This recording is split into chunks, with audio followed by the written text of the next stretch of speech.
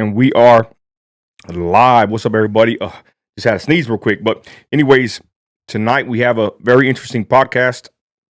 Me and a good man right here. You want to just quickly give your name and who you are? Go ahead. This is Michael Moore. I live in Midland, Texas. I've been fighting a legal issue for 10 years. Okay. And when you say Midland, there's a certain... I live out in east of Midland, a little community of Greenwood. And it used to be a little community. It's not anymore. Yeah. And what's the deal with that, Mike, that it's Greenwood? It's just a little division that's always been like that, or what? It started as a little small community years ago. Okay. Years ago. Actually, it was just a little small school with maybe 100 kids in 12 grades. Yeah. Okay. Typical little small school. Okay. And we have an issue here, right? We have an issue with the judicial system. In Midland. No, nationwide. Okay. Before we get into the story, let me just fix something right quick.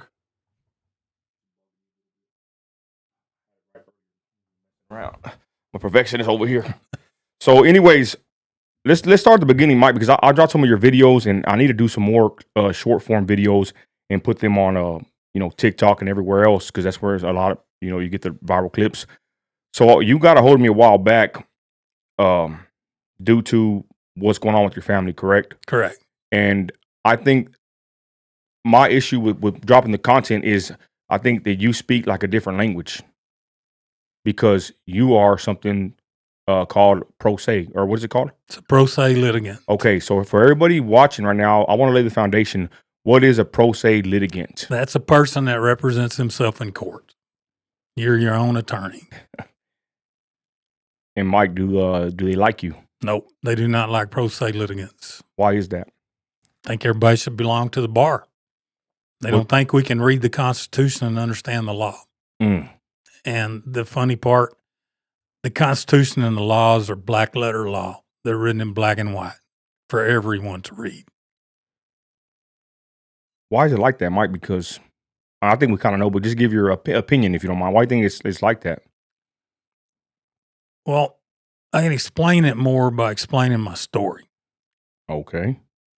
All right. So let's go to the very beginning of this, and we'll touch on it. And you got an update that's pretty crazy and absurd, correct? Yeah.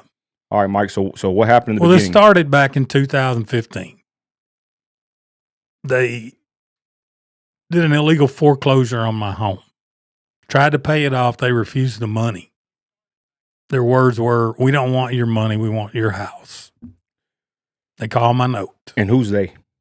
Well, the foreclosure was bought by the loan servicer, Aquin.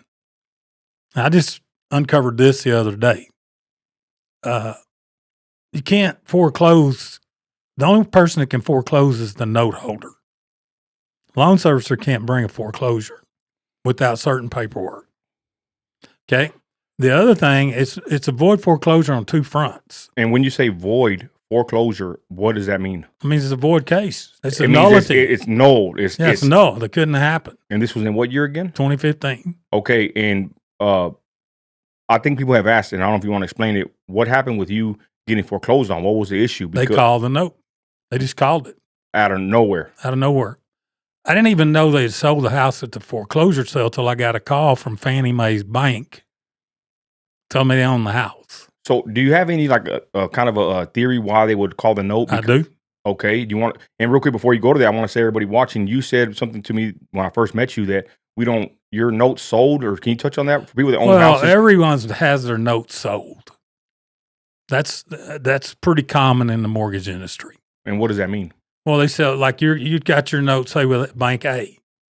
Well, you had a deal in the mail where they sold it to Bank B. Now you make your payments to Bank B. Then again, like mine was sold like 6 times. Before the foreclosure? Yeah. And most people don't know about that? Well, most people know because they'll get a letter that their note has been sold.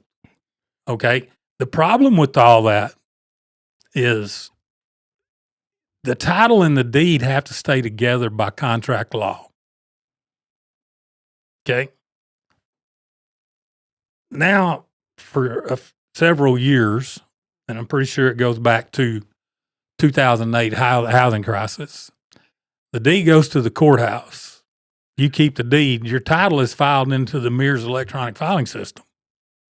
That title has to have a chain to it. Has to be cleared. Has to be go from owner, whoever's got your note every time. I don't know. I haven't researched that on mine yet. I just know my foreclosure is void because they didn't perfect their lien. 12 foot of the house sits on my property because I own the acreage around the house.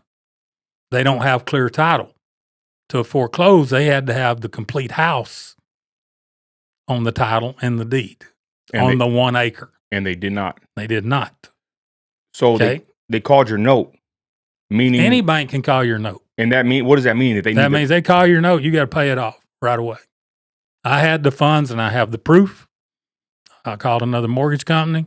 I was approved for $120,000 more than what I owed on the house. And they flat out told me, we don't want your money, we want your house. Now, this is my theory, and I'm fixing to prove it. In 2014, and I believe, and don't quote me on these dates, this is off the top of my head.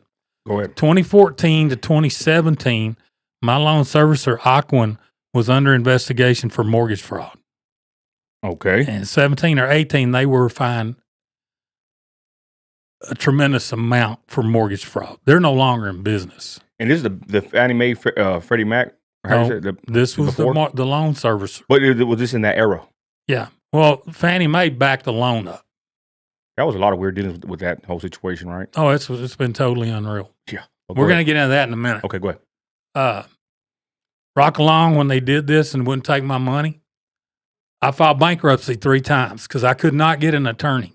I called over 50 attorneys. Nobody would take my case. And I'm going to tell you right now, to get an attorney, especially in this city, they're all connected. And it's very hard to get an unbiased attorney that don't go eat and have lunch with or somehow connected to the prosecutor, DA, judge. I'm telling you, I've experienced this recently going to the police department. I'll leave it at that. This freaking city is corrupt. I don't give a damn what any radio host says that I'm lying. I've seen it firsthand on many occasions. So to even get an attorney, sometimes you can't even. I tried to sue one time when they illegally detained me at the Beto O'Rourke rally, and I couldn't get an attorney. And I called out of state too, and I couldn't get nobody. Somebody in Florida said, "You got a case, but we're too backlogged or something." I just could not get an attorney to handle my case. Okay, my opinion, and I know this from a friend of mine on his case. You've interviewed him. He hired 2 attorneys to represent him.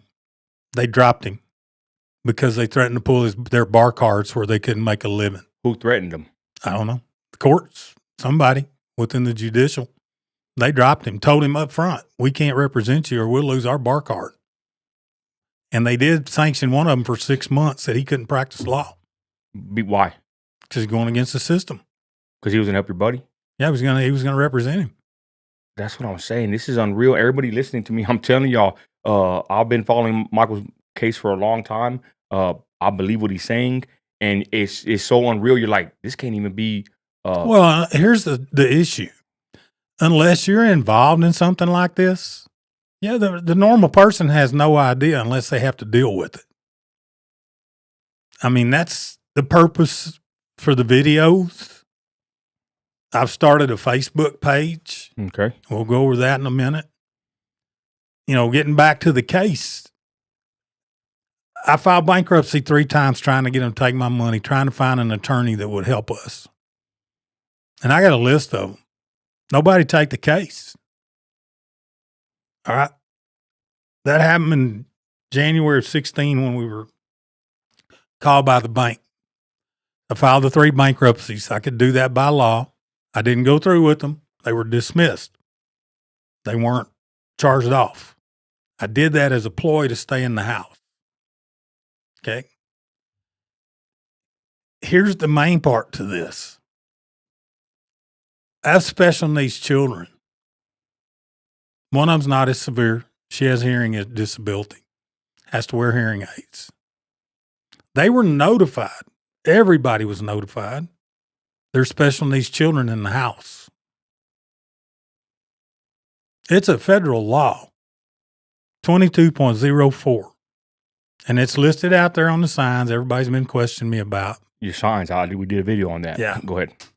You cannot harm mentally, physically, anyway, a special needs person, a disabled child, especially a minor, or even a disabled adult. Taking her out of her home when we were forced out. Now, they didn't point guns at us and take us out of the house. But they showed up with a gun on his hip, and we had to leave our home on a void judgment. And again, when you say void judgment, that means That void judgment on that foreclosure was void because they didn't have clear title, and the loan servicer cannot bring the foreclosure. And if anybody else would have got this information, or let me ask you this: so when all this happened, were you figuring all this out on your own, or you had to learn because I didn't know any of this back then. We just forced out of the house. And where did you live at? Oh, it was, well, everybody wants to say, well, they didn't make their payments. Well, if I couldn't make the payments, how did I afford $4,500 a month for a hotel for 6 months with 5 people? No kitchen to cook in, eating out every meal. Then I found a house to lease, and it's the only thing I could find at the time, because this was in 2017 when the oil boom was really going on. Paid $6,000 a month to lease a house. $6,000 a month? That's all I could find. All right. We rock along there for a year and a half. Constable shows up at the door one day, and we got to move out of that, even though we had it leased, because they lost it foreclosure. So now we're back in a motel for 6 months. So you're saying you had the money to pay it off? Yeah. But they told you flat out they didn't want the money. They want my money. They wanted my house. And this is my thought, because it's the only thing that makes sense to me. They were under mortgage fraud. They wanted that house to put on their books as an asset to cover what they've been doing. It makes sense. And here's the kicker. Go ahead. They sold it to the bank, Fannie Mae's bank, Federal National Mortgage, for $84,000 more than what we owed on it. I haven't seen a penny of that. That should have came back to us. We haven't seen one penny of that. More weird dealings. I filed a petition. Well, that's later in the story. Okay, We can get into this. Go ahead. Anyway, we're forced out. Traded some of my work for 2 of them FEMA trailers, 8x40 trailers. I've seen these trailers on your property. You know, my wife and special needs daughter lived in one. My other 2 daughters lived in the other one. And basically, I stayed in a storage building because the special needs daughter had to sleep with my wife because of her seizure issues. Then we rock along here. I got studying the law. Hold on. Before you go there, I want to talk about these FEMA trailers. I've been to your property. They're right there 20, 40 feet. We lived on our property once we got them 300 foot from our house. How were you able to do that? It's very difficult. No, but I'm saying, how were you able to live right there at the property line? Because we own the acreage around the house. See, that's what's crazy, y'all. You own how many acres? 79 acres around the 1 acre. And the house is all they wanted. Well, the house and the 1 acre was all that's on the mortgage. So the whole thing, the water well, everything is connected on your. No, the water well's on our property. So they've sent 4 adjusters or 4 appraisers to appraise that house. And when they find out it don't have no water, it won't have no electricity because that comes across my property, they drive off. They've never appraised the house because they can't. So basically you're saying that your house, well, of course, it's all your property, the way you built it up. I've seen it, beautiful property, beautiful horses, but you have your house there and all your electricity is ran there through other parts of your property. Comes across my property. On your other acres that you own, no issues, right? Yeah. And then your water comes from your water well, no issues on because you drill water wells. One of the best guys at water well business over there. But I'm saying that house is basically a dead house. Yeah. Because everything else comes through your property line. Yeah. Well, there's no water on that 1 acre. Okay. And the other problem with that is there's 2 septics, so they can't get past the setbacks that you have to dig a well by the septics. I'm just saying it's crazy that they want this 1 acre with the house, and it's basically kind of somewhat surrounded by all your other acres. Yeah. And then, but the FEMA trailers, so I want to touch on that real quick. You stayed in the storage, I seen it, and your family lived in those 2 trailers. Yeah. They were on the property next to your property, but same vicinity, and there was 2 FEMA trailers. So you sat there, listen, y'all, you sat there for how long in those FEMA trailers? We moved into them in 19. But April of 19. How long did you stay in those trailers? From April 19 till December of 22. So 3 years. You stayed right there with your house that you could not go in, I guess. I mean, I guess I would say I would break in, but I don't know how that works. You can't. But when we retook peaceful possession of it, their broker gave me the lockbox code to go in the house, and the back door was wide open. But I just want to get before you get to that point, right? You're on the property, on your own property, in 2 FEMA trailers that you had to bring in and looking at our house and look at your house. There was illegally foreclosed on, right? Yep. And you sat there for 3 years watching your house. I don't know if it was deteriorating or I'm pretty sure. Oh, it's worse than a car. You let a house sit, it's worse than letting a car sit. We fixed so much stuff since we've had to move back in and still have so much to fix. Okay, so you have your house there. You're in the FEMA trailers on the property, living there because they illegally foreclosed on your house, and you're sitting there watching it. It's deteriorating. You have your special needs children in the FEMA trailers. You're sleeping in the shed. And then what happens at that point? I just wanted to point out this freaking crazy. This is a crazy story. This is probably a freaking movie, but it's kind of sad. The news don't want to cover it. Nobody. No, I've called, I think the last count's 10 local stations, syndicated stations. And not to toot my own horn, but who's the only one that went out there? You're the only one's covered anything about me. Nobody else even sent an email back, phone call. Okay, but let's continue. So what happens at the point where you get back in the house? Well, before we moved back into the house, on the deed, the right of way to the house came down the west side of the property, behind those trailers, to the very end of the property. The main road, right? That's what's on the deed. Okay. It came right down that fence line, behind them trailers, behind that row of trees, to the end of the property, to the back. That was the right of way. They took us to federal court, which is not legal, and tried to take the road we built across our own property for access. Federal court has no jurisdiction over land in Texas.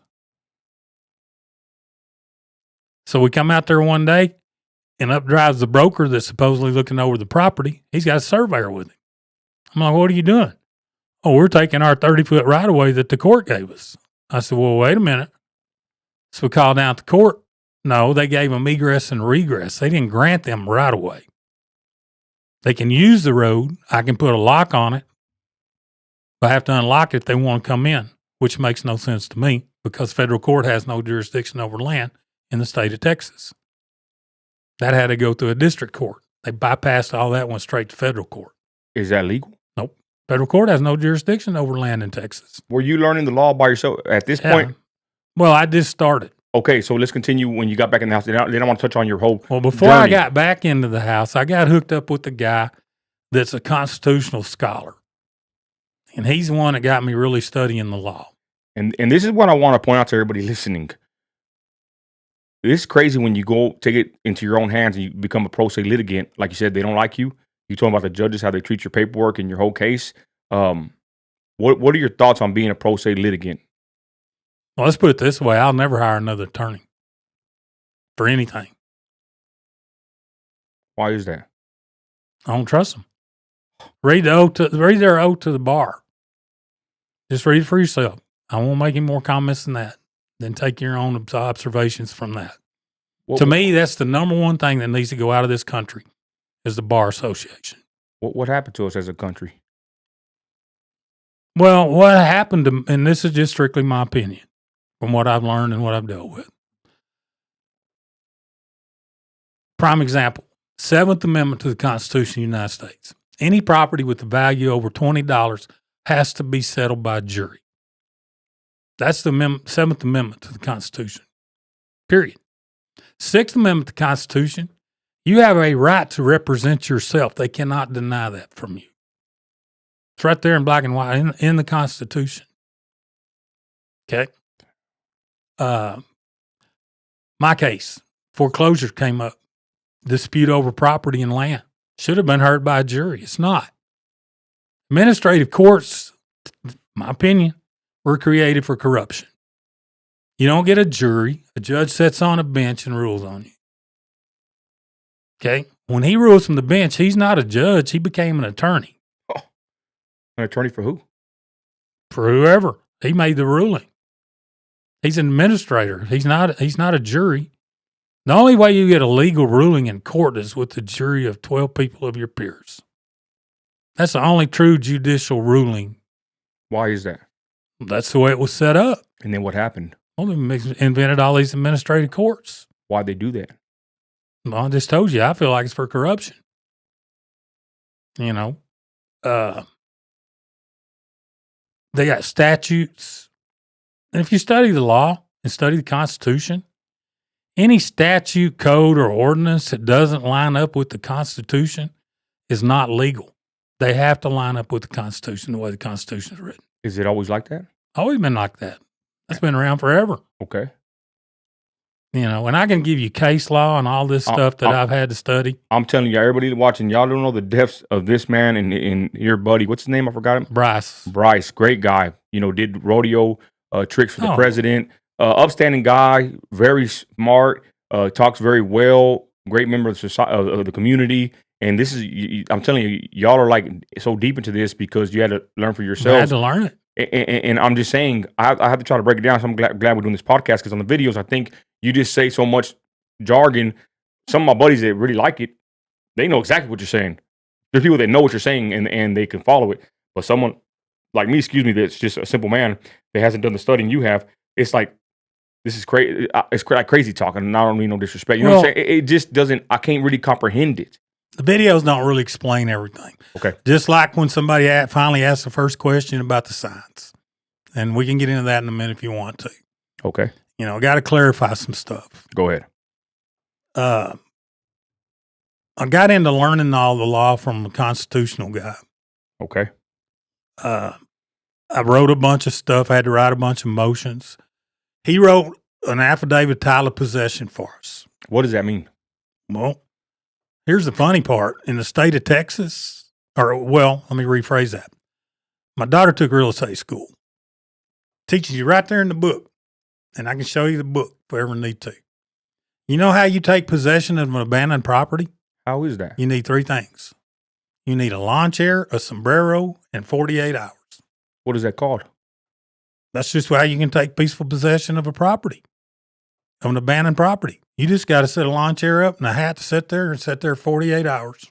They teach them that in real estate school. What's an abandoned property? Something that's just sitting there and nobody's taking care of, nobody's living in. Been sitting there abandoned. What if it has a tax lien or someone owes back taxes? Doesn't matter. What do you mean? That's what they teach them. If you want to take an abandoned property, you need a lawn chair, a sombrero, and 48 hours. Okay. Well, continue with your story. All right. Anyway, the house sat empty. Well, Charles wrote me the affidavit title of possession, trespass tri-title, which to clear the title. And we wrote a counter complaint and moved back in, filed it at the courthouse. And what'd they say when you did that? Nothing. They filed it, stamped it. I have it. And that gave you permission or what? We took peaceful possession of your abandoned house. property. Okay, so hold on. Before you get there, you got a hold of him. You started figuring all this stuff out on your own. What was that journey like? It was different. I mean, he's a common law guy. How'd you run across him? At a meeting. I found out about the common law, and he was there. This guy is... Yeah, he knows the Constitution front and back. But I ain't gonna lie, the bad thing, we interviewed him. It's like the judges, they don't like him for nothing. Nope. They want to arrest. They've arrested him. I'll get to that in a minute. Okay, but I'm just saying, when you become that powerful as far as knowing the law, I mean, this guy's like a law book. He's giving me articles of the Constitution off top. Oh, that's Bryce. I'm talking about another Charles. Oh, you're talking about someone else. Yeah. Is he even better than Bryce or more well-informed? Well, Bryce on knows the same level. He knows the Constitution and the Declaration. I mean, he done all that. But as far as the law part of it, he knows a lot. But Charles is more what they call common law. The way law should have been when this country was started. Okay. All right, continue. Sorry. What we got away from. We filed all this, moved back in. Fannie Mae had came back out once.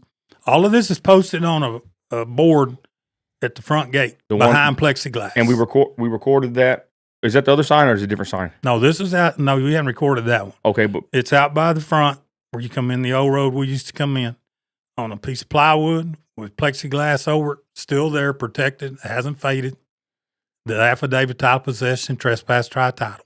And that means what again? When we took peaceful possession of an abandoned property. You had a sombrero, 40 hours, and a chair, right? Well, there's a little more than that, but we filed that and waited.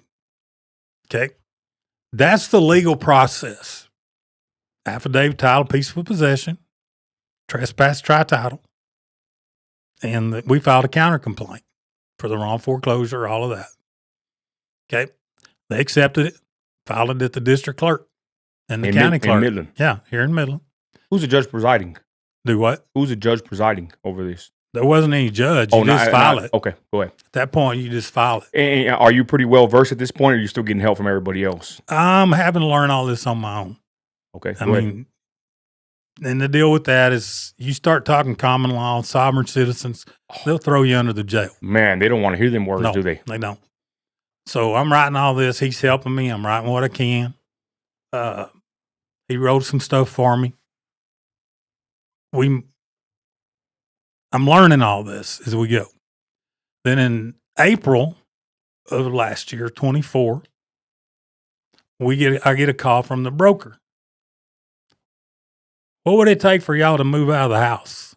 Because he knew y'all had this. Yeah, they all knew we were taking possession back out again. Hold on. Somebody's asking, so he's saying stay at an abandoned property for 48 hours and it makes it yours? Somebody asked that. Well, that's what it teaches you in the real estate books. Now, the law enforcement's probably not going to. I mean, that's the deal. Yeah, Drew. Yeah, Drew. So the police are probably gonna get you in trespassing, right? Yeah, but I mean that's what they teach them in real estate school. Why do they teach them that? That's the law. I don't know. That's what they teach them. I can show you in the real estate book. That's crazy. Yeah. Okay, but anyways, go ahead. That's pretty funny. You got to answer that question. Go ahead. Yeah. A lot of stuff don't make sense, but we moved back. Then that broker calls me in April of last year. What would it take for y'all to move out of the house? So hold on. So this means that they accepted your what was it called again? The affidavit, title, possession. No, they didn't accept it. We moved in. Now they made the call wanting us to move out. How much money would it take for us to move out of the house? But didn't they already know you were out in the FEMA trailers? They didn't know that. No, they knew we were out. But now they'd found out we took back peaceful possession. That's what I'm saying. How do they find that out? Through the courts? Because he sent somebody out there once a year to take pictures. And they took pictures and saw that we were there. They knew we were there a long time before he called me. And this was who? A representative of who? I guess Fannie Mae. Okay. Even though they denied owning the house for 5.5 years. Who owned the house at that point? We did. We took peaceful possession. Oh, but I'm saying as far as what they thought, or this story gets deep, man. Man, this is crazy, man. I love this. I hate to say I love it because it's been so much heartache for y'all, but I'm telling you, this is like a damn movie. But go ahead. Well, people don't understand. That's why I'm here tonight. I want to try to set the record straight on everything so there's not any more confusion. We did the legal thing. Filed the affidavit, title, possession, the trespass, tri-title, counter complaint, and waited for somebody to make a move. So when the broker called and asked us what it would take for us to move out of the house, I told him we'll see you in court. Well, we rock along there. Then in May, about 3 or 4 weeks later, I get a call from this attorney, Aldridge Pike in San Diego. San Diego? Mm-hmm. All right. Lady calls and says, we represent the owner of the house. I said, really? Who do you say owns the house? Fannie Mae. I said, that's funny. They've denied owning it for 5.5 years. What do you mean they denied owning it? We sent them letters. I got emails, letters. You got the correspondence? Yeah. Mr. Cooper, Nation Star. And you would tell them what? I mean, who owns the house? And what would they tell you? Well, we sent, I even emailed HUD, Ben Carson, and got a response back from him on the house telling me they didn't have anything to do with this property, never have had. This is in 2019. Okay.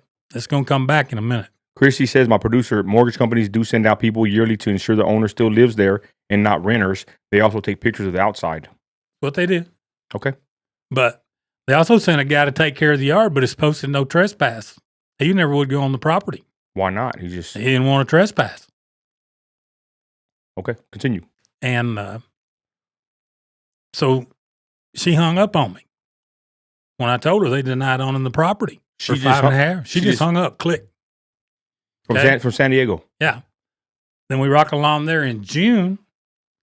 We get served eviction papers from the same attorney from San Diego, Aldrich Pike, with a totally different mortgage company as the owner. How many times did it Freedom Mortgage. How many times did it switch owners from there? Oh, there was from the beginning. Well, here's the thing with that. That's fraud on the court. Because they conflicted owners in a period of less than a month.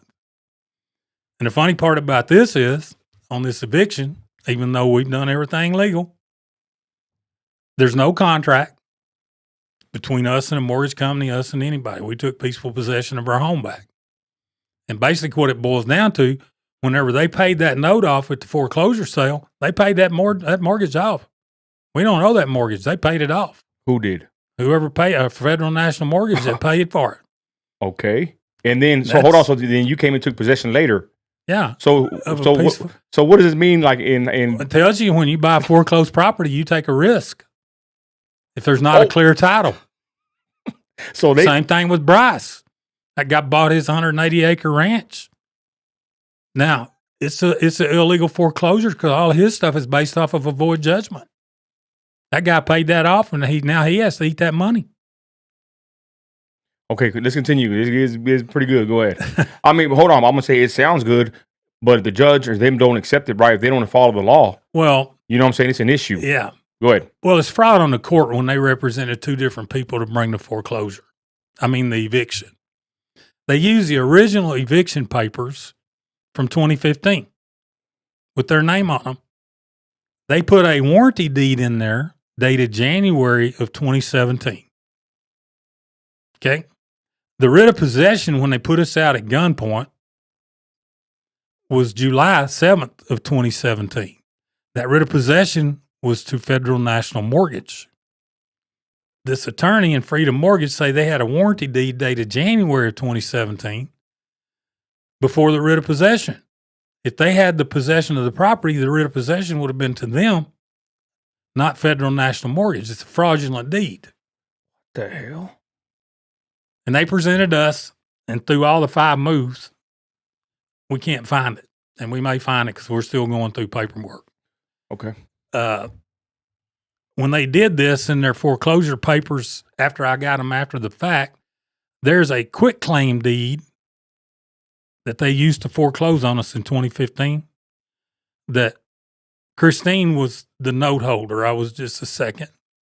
They forged her name on a quit claim deed, and it's not in the case in the courthouse records. And why is that important? Why is that important? That's using a forged deed to transfer a property. Okay. And so anyway, we get this eviction. I filed a motion to move this case to district court. And this is at the JP court. What year was this? Because this is June of last year. Okay, so she calls, hangs up. In May. Then they send you an eviction notice. Yeah. And real quick, I want to interject anybody watching this, y'all. We have the videos on the YouTube. You might have to watch a couple times if you're interested in this because it's kind of confusing when even me the first time I had to keep listening to your videos. But I want to say this. This is why I think it's important because if they did this to you. Oh, they can do it. They're doing it to everybody. That's what I'm saying. I'll give you some Facebook pages. This is going on all across the country. Because it sounds like either they're doing it with fraud in mind, maybe some incompetence, maybe mixed together. I don't know. But I'm just saying anybody else would probably give up, right? Or say, hey, I freaking lost my house. That's their game plan. They want to keep throwing stuff at you till you give up. And I'll explain that in just a minute. Okay, so they go ahead and give you the eviction notice. Okay. And then what happens? Go ahead. This is what year? This was last year, June of last year, she called you? She called me in May. Of what year? Of 24. And then represented hung up, Fannie Mae. And hung up on you. Then hung up on me. And then in June, I get served eviction papers with a hold from the same attorney, but a different mortgage company. And that's a big no-no right there. Well, yeah, it's fraud on the court. Okay, so what happens there? Go ahead. All right. So we get served the eviction papers. We have to go to JP court. Before we go, I filed a motion to move this case to district court because they're the only ones that have jurisdiction over title. Okay. Hold on.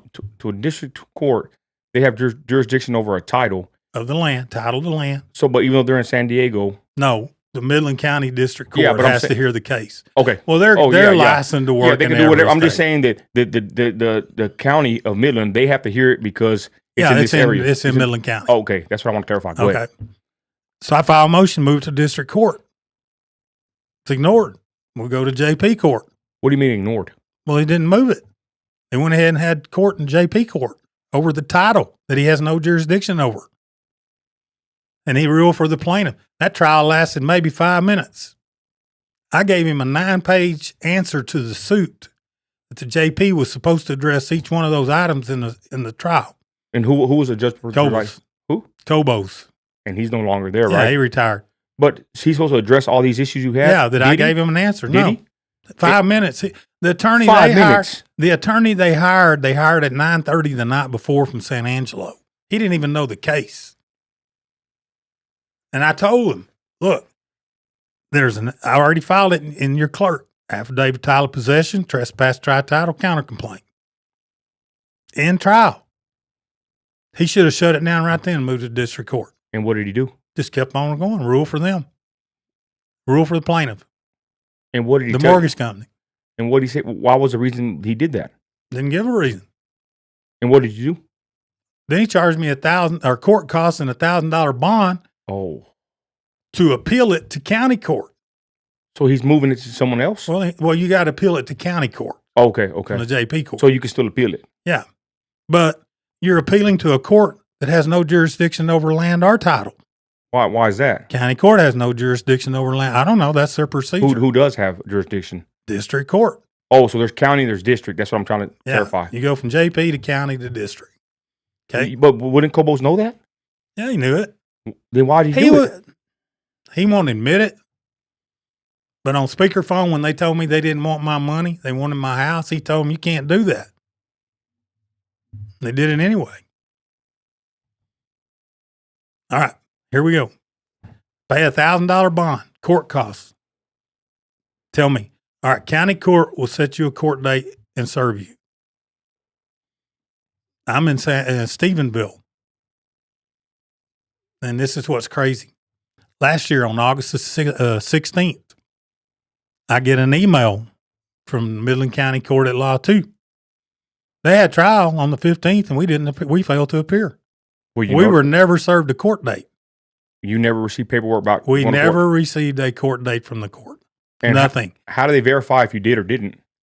I'm getting there. Ooh. Okay. I drive home. We're sitting up here at the county court at Law Clerk 2, Friday morning, August 17th. Is this on the appeal? I'm kind of confused. Yeah, on the appeal from JP Court. So you never found out a date They have to serve you a court date. through paperwork? Yeah. You have to be served a court date. Oh, what do you mean by served?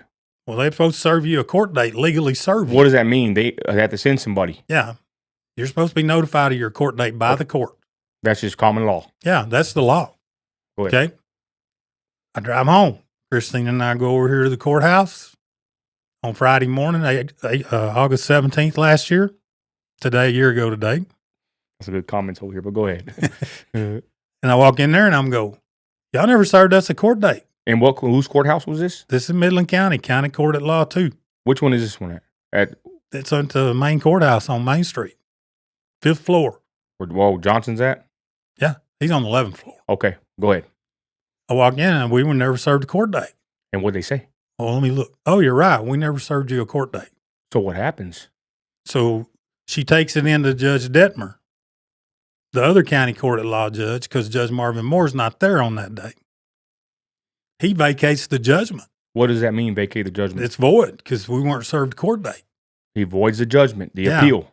No, well, he voids a judgment that Judge Moore made on the Thursday because we weren't there. Okay, but if it went through, what would that have meant for you? We'd have lost. They'd put us out right away with the writ of possession. Okay, now it's clicking. Go ahead. All right. He So- vacates the judgment. So he does the right thing. Yeah, he did the right thing. What judge is that? Judge Detmer. Okay. Okay. So, clerk tells us we'll set you a new court date and notify you. Okay. So we leave, waiting on a court date. I get a letter in the mail from the opposing counsel. We're having court on September the 10th. Nothing from the court. I call her and said, we can't do the 10th. We've been waiting 6 months on a doctor's appointment at Cook's For your special for needs my daughter. special needs daughter. Okay. Okay, well, what about the 19th? I said, well, we can do the 19th, but y'all ain't never served me a court date. This is all on the phone. Yeah. Well, let me check with opposing counsel. Nothing. I call her on the 18th. We still having court tomorrow? Yeah, I forgot to call you back. It works for them. So we go to court on the 19th. In testimony, first thing out of my mouth, we have never been served a court date. Right then, he's supposed to shut it down. Which judge was it? Judge Marvin Moore. He's supposed to shut it down, move it to district court. From county court. From county court. Well, actually, because I hadn't told him about the title yet, he's supposed to shut it down, serve me properly. Right. Because I need time to present motions. I like motions for discovery, motions to dismiss, because I never had that opportunity because we were never served a court date. Okay, so what happens? So you tell him. I told him, we were never served. This is omitted from the transcript. Well, we're here now. That's what he told me. Hold on, they omitted that. That's omitted from the transcript. What he tells me right here. Well, we're here now. That's not in the transcript now. Meaning the lady that's there typing. Yeah. I got 2 witnesses beside myself to that one. And is that a problem? Yeah. That's tampering with government record. And who would give that call to omit that? I don't know. I haven't got into that one yet. But if someone's typing, they need to type every word, correct? Exactly. And they didn't. They didn't. Not once, not twice. Okay. We rock along there. I'm just saying, if this was us and we're committing these acts of, I don't know if it's a crime or if it's not legal, the legal way to do it, I think we will be treated a little bit differently than them, right? They're getting a slam. We have to follow the law.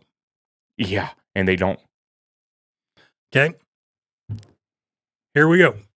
In testimony, I tell him we've got an affidavit of title of possession. What do you mean in testimony? I'm on the stand testimony. Oh, with more.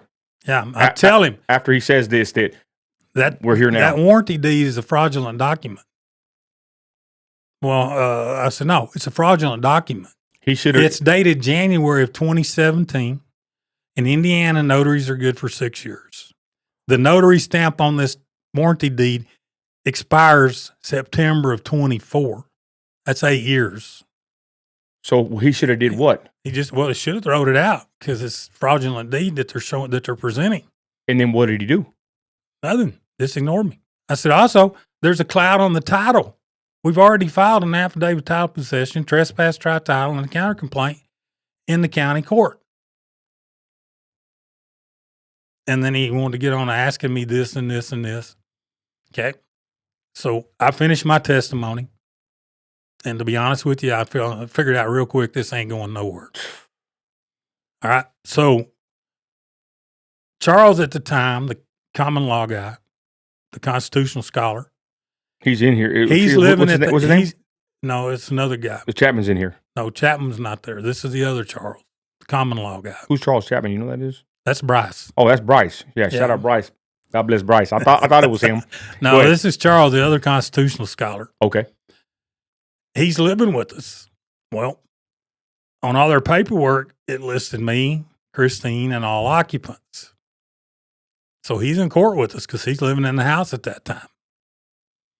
He goes to ask Judge Moore questions about the affidavit title, trespass, tri-title, affidavit possession, all that stuff. He tells him, we don't have time for that today. I've got other cases to hear. That's not in the transcript where he told him that. And is that illegal for him to do so? No. To rush you or rush a witness? No, he's got to hear all the facts of the case. What the hell, Judge Moore? Damn. Go ahead. Okay. So we rock along there and he goes on. Then he tells us, well, I'm going to rule for the plaintiff. Who said that? Judge Moore. And you're not the plaintiff? No, I'm the defendant. Okay. He's ruling for the mortgage company. From San Diego. And then he tells me, you know you have other avenues. Yep, I do. As soon as you sign that, I'm going to be addressing them. He looks at me and goes, well, I hope you have better representation next time. And you're representing yourself? Yeah. That's omitted from the transcript. Oh, damn. He rules for them. Okay. It's a void judgment because he has no jurisdiction. First of all. That's the main thing in all of this. And why don't he have Twice. why don't he have jurisdiction? Why not? For one, it's a void case because he didn't address the service. We were not due process of service. Number two, he has no jurisdiction over title. Why not? Because county court has no jurisdiction over title of land, remember? That has to go to district court. He ruled anyway. Hold on. Does he know these things or? He's a judge, dude. Hang on. Now, this gets better. This is freaking crazy. All right, he rules for them. Then he charges us a $4,000 bond. Damn. To appeal to the appellate court on a void judgment. I mean, these are constitutionally void judgments. What the hell is going on here? This is like crazy. All right. Hold on. I just want to say, if they're there and doing, if they're ruling from the bench like you say they are, I mean, who else is getting screwed over at this point?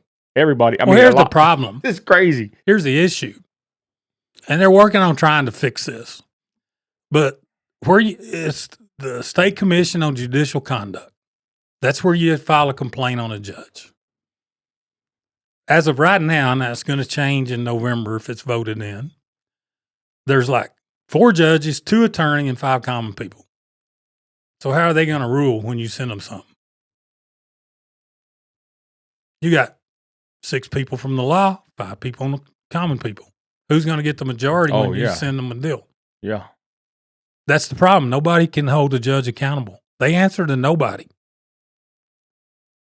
The only way, if you could ever get the legislature to impeach him, that's the only way you can get him off the bench. And how often did that happen? Not very often. They've removed 1 judge since 1976, what Bryce told me. Now, that's based on what Bryce, and if anybody know, Bryce will know. Okay, we'll continue. So go ahead. So they taxed me $4,000. For what? To appeal to the appellate court. Okay, here's the problem. You can't appeal a void judgment because it's a legal nullity. So pay the $4,000. I filed a motion for a form of nonconvenience. What does that mean? Well, to me and what I read, now I'm doing this on my own. And this was how long ago? This was in October of last year. Okay. Once they ruled for them, I had 30 days to file a notice of appeal. Okay. How do you file something you can't file nothing on a void judgment? Well, he immediately sent a writ of possession out, which means they put us out of our house. Okay. So I filed a form of nonconvenience. I want a new trial in a different court, is the way I interpreted that. By doing that, I had 90 days to file a notice of appeal. Okay. So we rock along here. And at day 56, he sends out a forcible detainer to put us out of the house at gunpoint, Judge Moore.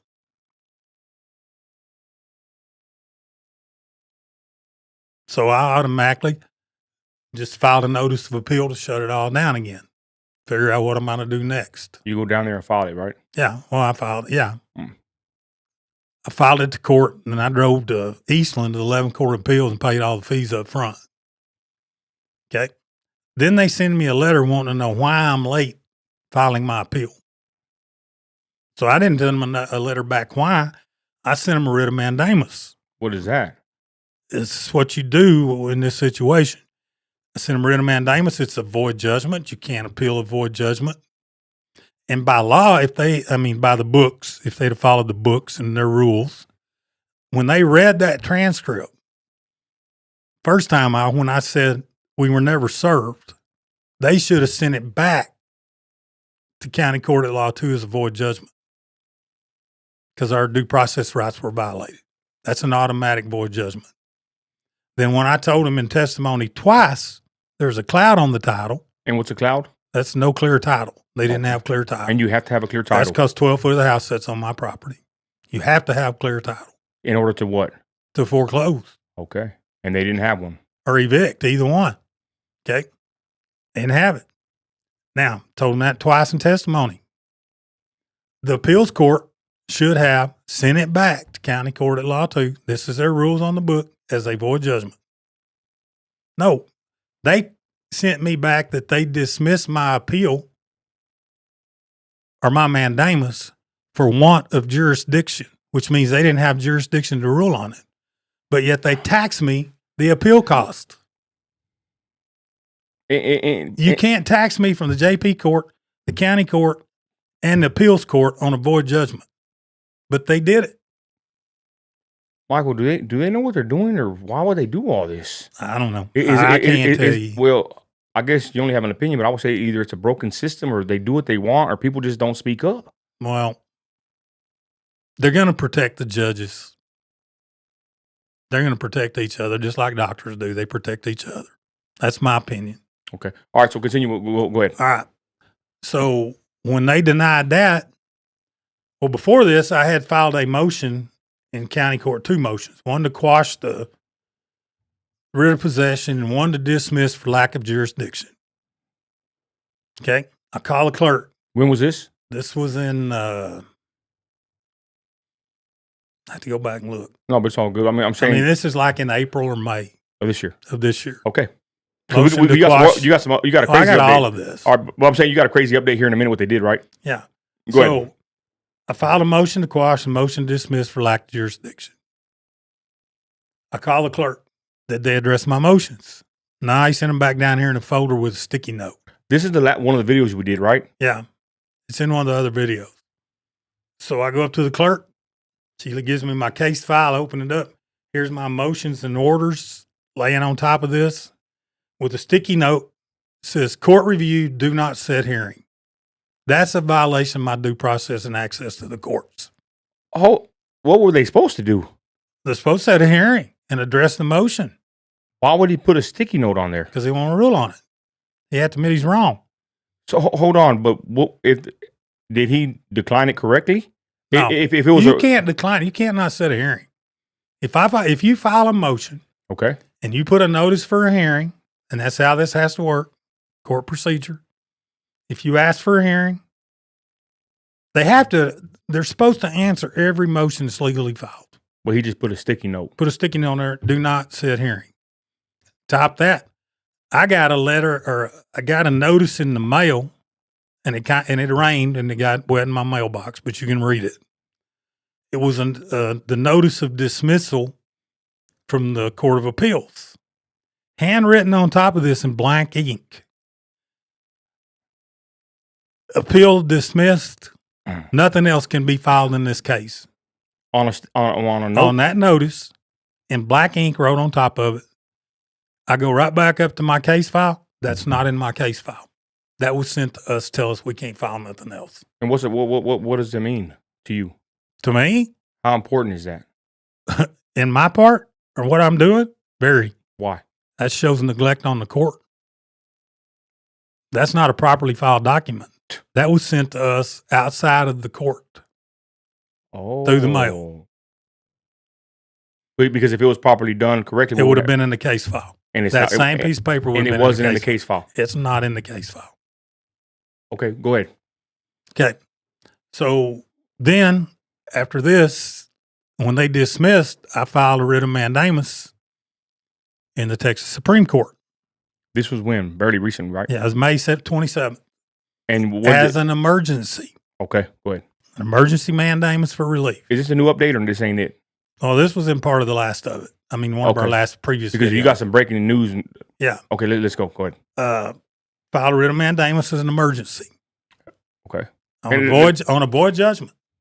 Constitutionally void judgment. And it went to where? To the Supreme Court of Texas. Where's that at? Austin. Are they liberal there? They're the highest court in the state of Texas. Are they liberal there, or they will hear a citizen? Well, you know Austin's liberal. I don't know about the judges, but. Well, I'm just saying, does a Texan get a fair shake in Austin? Well, I'm fixing to tell you what you can make your own opinions. I sent it in as an emergency mandamus May 27th. I'm waiting to hear from it. Of course, this puts a hold on everything else. As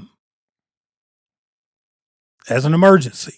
Generally, on emergency mandamuses, they'll hear them or they'll look at them 7 to 10 days. That's the norm. I hear nothing. On July the 12th. So May to July? May 27th to July the 12th. I get an email from the Supreme Court of Texas. They dismissed my mandamus as moot, meaning there's no harm, nothing happening. And my special needs children are in harm of being put back out of their house on a void judgment that they're still trying to enforce. But why did they say it was moot? I have my own opinion, but I'm not going to say that right now. But They broke the Constitution when they did that. They broke their oath to the Constitution. how? They have a constitutional duty. They took an oath to the Constitution to uphold the Constitution, the United States and the state of Texas. A void judgment on a mandamus is a constitutional duty to sign it. They have a ministerial duty to sign a void judgment.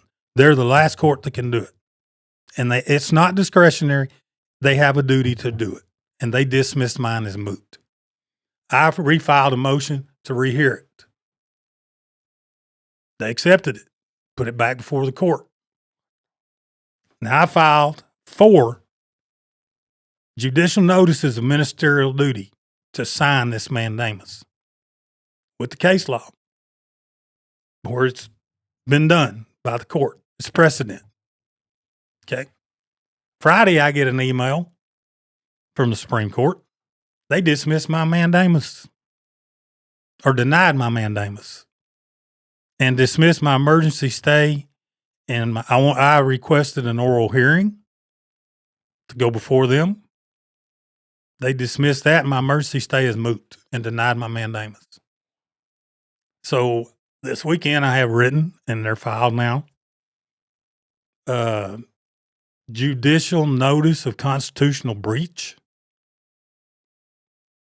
with case law, where you've done this before, where you've signed void judgments on mandamus in the state and the federal level. It's been done. It's precedent. When they have precedent, they're supposed to rule by precedent. And this is not a discretionary issue. What does that mean? They don't have the discretion to say yes or no. They have to follow procedure. They have to follow the law. Constitution. Constitution says this has to be signed. And they haven't done it. Well, Michael, to play devil's advocate, is there maybe something that you're not doing right? No, mine are written. I have written mine perfectly. They're perfect. They're legal. They're formed right, formatted properly. They have everything supposed to have to be, and they've accepted everything I filed. I've had nothing rejected. But they've ruled on it. But they haven't ruled on it. They've just put it aside like it doesn't exist. Okay. But they're supposed And to. there's harm to special needs children to put them out of their house again on a void judgment. And that's against FEMA law or HIPAA. That's federal law. Oh, federal law. Yeah. That's special needs children. Okay. So Now, here's the kicker. go ahead. I filed the constitutional challenge on July 21st. I did and Bryce did. We both filed one. That strips all courts of jurisdiction until it's ruled on by the Attorney General. Okay? On July 25th, I get an email from opposing counsel, this Aldridge Pike. He wants to do a compromise. First off, you'll get a kick out of this one. They filed a motion to set aside the judgment. You can't set aside a void judgment. It's void. There's nothing there. So I filed an objection. Set aside objection to setting aside. You can't set aside a void judgment. Okay? He files a response to my objection. He lists 44 statements on why they can set it aside. Took me all weekend. I disproved all 44 of them. How'd you do that? Through the law. Mm-hmm. Stuff that they lied on. And then what happened? He put in there one that they turned this property over to HUD in 2017. I got an email from Ben Carson where HUD's had nothing to do with this property ever. Nothing. The warranty deed. I mean, everything he put in there, I disproved. All 44 statements. And what happened? Nothing. It's sat there. Didn't hear anything else out of it until they emailed me wanting to do a compromise. What did they want you to do? Well, they wanted to work a compromise where they didn't have to pay any damages for what they've done. That's why they wanted a compromise. I told them, nope, I want a judgment from the court by the law. They Filed want, a deal with the court. I want a judgment from the court by the law. so they're trying to look like a little side deal or They're what? trying to make it look like they can save face in the court. Okay. So where you at now? Where? Well, I refiled today, and it'll be sitting there in the morning when they come in. That judicial notice of constitutional breach with all the case law that they've in precedent where this has been done by the court, And what and they have a ministerial duty to sign it. It's not discretionary. It means that they don't have no say so in it or what? No, they have to say they're the only ones that can do it. They're just ignoring it Okay. when they have a duty to sign it. And then I sent them the another motion for rehearing to put it back before the court based on the merits. So that got filed where? In Austin, How to get over the there? Supreme Court How of to get Texas, over there? e-file them. You e-file You them. okay. All right. So that's you wanted to come. You had to come in That's tonight, where right? we're at today. That Okay. they dismissed or denied my mandamus as moot when there's still ongoing harm to my children. Okay. And you wanted to come in tonight. We're here late. You know, you wanted to come in and tell that last part, correct? Correct. Okay. So I'm glad you're on the live. So now, what happens now? Well, we see if they put it back before the court. If they don't, I have no choice but to go to federal court. Now, here's a funny one. Technically, the JP court's disqualified, or the judge. I filed a motion to disqualify Marvin Moore. Legal motion. When was this? May or April. April or May. Okay. I'd already filed one that was ignored. I filed this, had him served. Corey served him while he's sitting on the bench in court with this motion to disqualify. When they're served a motion to disqualify, they have 3 days to answer that. They either have to recuse from the case, which he can't because he's constitutionally disqualified. The regional presiding judge is supposed to set a hearing that I'm supposed to be notified of to attend on the disqualification. Never got a notice. Thought he was disqualified. I served the regional presiding judge with the disqualification to make sure he had it. I thought he was disqualified. Then I go to the clerk in June, and she tells me that the regional judge has appointed a district judge from Monahans to be on the case. Can't. He hasn't addressed the disqualification. Did he ever? No, he hasn't done it yet. So that judge that he's appointed is not even a legal judge to be on the case. Damn. So that's one of the 3 reasons that the case is void. Okay. The no service, ruling without jurisdiction, and a disqualified judge. What is it, Michael? What do you think is happening here? I mean, I don't know. We kind of touched on it earlier. Our system's got to change. Mm. And it's not just me. It's not Bryce and the 20 other people that we know. This is going on across the country. What is it called? Is there a name for this? Well, there's one of the main ones that's called, hang on, I'll tell you. Yeah. The Facebook page I started, Yeah, let them know.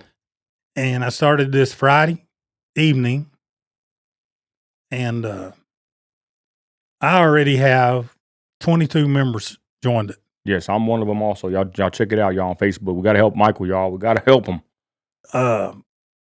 It's called Texans Against Judges Who Don't Follow the Constitution. They take an oath to follow the Constitution. You know, there's a law that's on the books, an old law. If 2 people witness a judicial officer breaking their oath to the Constitution, you know what's supposed to happen? What's that? They're supposed to take him by posse to the middle of town, hang him, leave him there till dark at noon, and leave him till dark. That's still on the books? Still on the book. It's quoted all over TikTok. Oh, yeah? Yeah. People post that all the time. But Now they've changed it where they don't call it treason. They just call it judicial oppression or judicial misconduct. But here's my opinion. When they take that oath to that Constitution and they break that oath by not following it, all of them people that gave their lives to protect that Constitution, I'll let you make your own assumption. and I do agree because I'm not going to even say I felt. I've had my constitutional rights violated by officers, it's like there's just a bias out there. They don't follow the Constitution. I've experienced police officers that don't even they don't uphold it. Well, I haven't dealt with many. I mean, I I've never have. dealt with a police officer or a deputy until they put us out of their house the first time. And here's the bad part. I ran into, when I went to the courthouse the last time, I ran into the deputy that takes care of the writ of possessions for the sheriff. Made the comment. I still got that writ of possession on my desk. I said, well, you can do nothing with it because it's a void judgment. They can't enforce a void judgment, but they will because they think they have to follow the judge, even though they took an oath to the Constitution too. A void judgment is a nullity, cannot be enforced. But the judge tells them to, they follow the judge's orders because they think they're going to get in trouble if they don't. Here's a couple of websites. People want to find out more about all this. Let me interject. It's Facebook. Okay. Someone says, Tasha says, I've gotten 3 judges recused, 3 lawyers disbarred. These people are nuts. Oh, it's unreal. It's unreal. Well, go ahead. I've got here's the other thing. I filed a petition for wrongful foreclosure in district court. They gave me 385th district court on a Friday. They gave me Judge Robertson. She wasn't there. When I filed that, I also had a motion for a temporary injunction to shut down the writ of possession. They send me up to the other court, other judge. Okay. He looks at this and he tells me, well, I can tell you right now, there's no judge in Midland County going to take your case because you've got 2 judges listed on it. Really? I said, well, what about my temporary injunction to shut down? Oh, well, I'm going to have to research this, but I can tell you now that there's nothing district court can do to shut down what Judge Moore's doing. I'm like, you're the district court. They're a higher court. All it takes is a signature. So the way I'm looking at this, and this is my opinion, but I know part of it's true for sure. Cobos is disqualified. Marvin Moore's disqualified.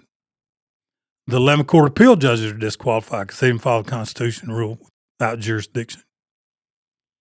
All the district court judges now are disqualified because he made those comments to me. Now, the defendants in my petition have filed, and I don't even have a court. I mean, I don't have a judge. They haven't assigned a judge to my case yet since she recused. Judge Robertson recused from the case. Why? After a week. I don't know. She just didn't want nothing to do with it. She recused. I don't have a judge in that case. Now, the original lawyers, bankers, anybody that had anything to do with that 2015 foreclosure are I'm going against them in this petition. They filed now to move this to federal court. When did this happen? When did all this happen? Last week. Oh, okay. They filed to move this to federal court. They listed the Judge Swanson that supposedly he assigned to my 3565 or, my civil case. Can't do that. He's disqualified from that case because he's not assigned. He can't sit in this case. So what do you think's going to happen with that, or what should happen? Well, I filed a motion to remand it back to state court because it's not a federal case. This happened in the state of Texas. They're trying to say because they all live in all these other states. That don't matter. The property's in Texas. This is a state court issue. There's no reason to move it to federal court. What do you think they're trying to do? If they go to federal court, they won't have to pay me no damages. Okay. All right. So you want to give the Well, those websites? 2 websites that are really interesting, and you can get a lot of information, or their Facebook posts or pages. One of them is called Crooked Judges, and the other one's Americans Against Foreclosure. Okay. And they are very informative of what's going on. You can learn a lot. We're still live here. Okay. All right, Michael, I guess winding down here. Interesting story. Well, we just got to pray that the Supreme Court takes heed to what I filed, along with the precedent. If they don't, then I'll have no choice to go to federal court. And I don't want to go to federal court. The state should rule like they're supposed to rule by the Constitution of the state. Shouldn't have to go to federal court. Should be handled right here in our state court. Should do the right thing. Because they have a duty. It's not discretionary. And you think if you would have had a lawyer representing you, what do you think would have happened? He'd have told me there's nothing we can do with this. Oh, you think so? Oh, I know so. They didn't want to take my case because they didn't want to fight the system. Man, I'm going to tell everybody, go to digging on the laws, on your mortgages, your bank loans. Do your own homework. Dig into that. You want some downtime to study. Well, this will blow your mind. What's probably the craziest thing about that? Craziest thing? What they do to people and get by with because people don't know the laws. And it's just like I posted on my Facebook about the signs when people started asking questions. That's why I made those posts to clarify stuff. You know, CPS has never been called. I've taken care of my children and will continue to take care of them. Done that no matter what. They've had everything they needed. Well, it's like one of the posts I made on my Facebook that I started. Then I posted this one Friday night after I got that notice. And I mean this. I will follow the law. But I posted my denial of the Supreme Court deal on that Texans against judges. And they go to bed at night. They don't have to worry about their house being stolen from them. They probably sleep just fine. But I'm going to do everything in my power to make them have to worry now. Because here's what makes no sense to me. All you hear is judges have judicial immunity. They have judicial immunity. Okay? Here's the kicker to that. When they rule without jurisdiction, they have no immunity. I can go after them personally. So why would a judge risk ruling without jurisdiction when he can be come after personally? He's not protected by judicial immunity when he does that. Why would they do it? What do you think? What I think? They don't answer to anybody and they think they're above the law. Mm-hmm. That's my opinion. Ain't nobody held them accountable. Nobody hold them accountable. They don't answer to nobody. Okay, we're going to wind this down. Shout out everybody in the chat. Y'all had a pretty good amount of people in here. Bryce Chapman, we need to get him in here to just do a sit-down interview. Oh, we got two more people that'll blow your mind. I can't wait. We're going to bring him in here. I'm going to put Bryce in here, let him have a sit-down, and I need to release the other clips I have him. He had some other good clips, but he was talking about his situation, which is pretty crazy as well. But again, shout out everybody in the chat, everybody watching live on Facebook and YouTube, Kick, and Twitch. We're live streaming on everything tonight. Michael, final words for everybody watching. Go ahead. My recommendation is read up on the law. Learn the law. And I know it's hard to do because your lives are busy and everything. Mm-hmm. And nobody really understands. I mean, we've covered a lot of stuff tonight. This has taken 10 years of our life. They basically stole my children's childhood. I mean, not only my children, Christmases with my grandkids, my other children, had no place to have it. Can't do it in 2 FEMA trailers in a storage building. Oh yeah, there's some damage there. You know, and no amount of money is going to give them that back. It's not about the money to me. Yeah, we should be compensated for what we've had to go through. You know, and I don't mind telling you, part of my lawsuit with them is my hard cost out of pocket. During one of those moves, all my wife's jewelry got stolen. I spent over $2 million to survive from 2017 when we moved out till 2022 when we moved back in the house. between the motels, the rents, the lease, food, eating out 3 times a day because we had nowhere to cook. My children not having a life. I mean, they were homeschooled. We started homeschooling because of part of this when the other kids, at school, how kids can be. But you can't replace what's been stolen from them. I mean, it's hard on a marriage. It's hard on a family. I can only imagine. And it took me, 6 years to figure out what to do. I mean, I'm not the smartest guy in the world, and you don't have to be because the laws are written in black and white. So when attorneys and lawyers get involved, it gets turned into gray because they have their own language, and it's called legalese. Mm-hmm. All right. With that, Michael, what's your Facebook group? Say it one more time. It's Texans. Hang on, I can't even remember. I'll put it on my big page. Yeah.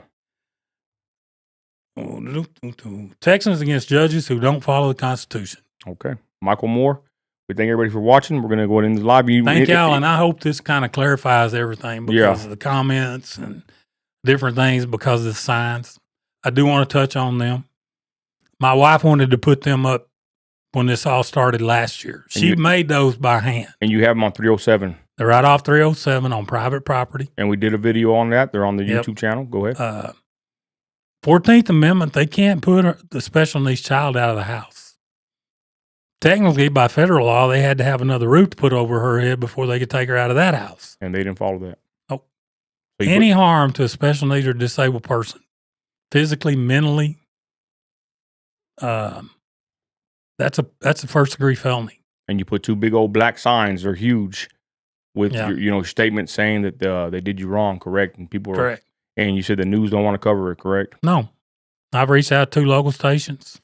You would think they would want to cover a story like this, Well, I've reached out to 4 stations in the state of Texas, 1 in Austin, 1 in Dallas, San Antonio.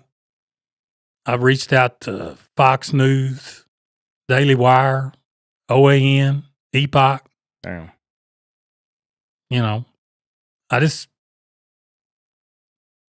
I don't know. I don't know what else to do. I mean, I followed the law, and I had faith in the judicial system. I mean, at the local level, I knew pretty quick that we weren't going to get anywhere. I knew it was eventually going to end up at the Supreme Court, especially after the Court of Appeals, Criminal Appeals. 11th Court of Appeals. But I really thought that I would get justice at that level. But for them to dismiss us as moot on a void judgment, and they may dismiss it or deny to take it back. I don't know how they can because I pointed out to them they have a constitutional duty. And here's all the precedent, which are cases before it that have been done and rulings set down. So we'll see. And I don't even want to get into the stress because I know you're a man of faith like I am, and we got to lean on God at these moments. And let's be honest, just living in America, especially after the last presidency, I ain't trying to get political, but just trying to survive, being married, having a family, paying your bills, it's already hard enough. And I can only imagine the extra stress on you and your wife and, your family. Pretty messed up. You're not a criminal. You're one of the best well diggers out there, water well diggers in Greenwood. And, I just feel bad that, it's on you like that. And I just feel like you just don't deserve it. You know what I mean? Well, it tells you God will never give you more than you can handle. Sometimes I wonder how big he thinks my shoulders are, but I don't quit. I mean, I'm not quitting. You can't quit. I made a comment in my post on my Facebook deal. Buckle up, buttercups, because I'm coming. Let's go. That's that West Texas grit. Well, you got to stand up for what's right. Hell yeah. I mean, if you fold, what's going to happen? Yeah. It's just that I never, and that's what I want to tell everybody again. Unless you're into this, you have no idea how deep this runs and what you're going to be up against. And I know, I've been dealing with the city of Midland. I've been dealing with all kinds of corruption, and it's a big old web of just lies and deceit and and people doing deals and connections. Yeah, I mean, you wouldn't even think it was really like this, but it actually is. Once you start putting the pieces together that nobody really pays attention to, all the pieces when they come together and the players, you're like, damn, this is freaking crazy. Well, I only dealt with the county so far. Of course, I live in the county, but I'm just, the people that I've met through all of this and find out what they're dealing with. Bryce, other guy in Mineral Wells, that story will blow your Bring mind. him down. We need to get him down here. I mean, and we're not the only three. I mean, this is major across the country. Okay. All right. Well, thank y'all for listening. I appreciate it. I just wanted to get the story out and try to clarify everything to everybody. And if you can, say a prayer that everything's done the way it should be done. Amen. With that, y'all, we're ending the stream. Thank you, everybody, for watching. And thank you, Michael, for joining me. Thank you for having me. All right.